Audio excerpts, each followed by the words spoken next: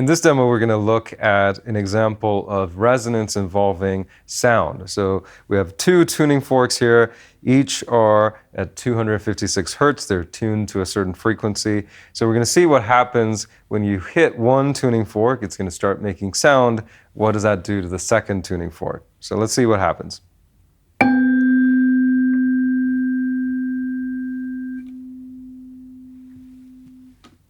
So you probably could hear not only this tuning fork, but also this one. So when I hit this tuning fork, it started making sound, but then it also was driving this tuning fork. They're both at the same frequency, so this was able to drive this tuning fork. So now this was also producing sound. It's only when I touched that one and stopped it from moving did the sound die down completely.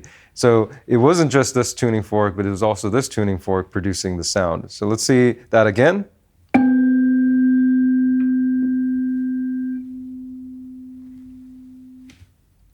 As you can see, this is an example of how you can use tuning forks, one and a second one that are both at the same frequency. One can then drive the other one. So this is an example of driven resonance involving sound.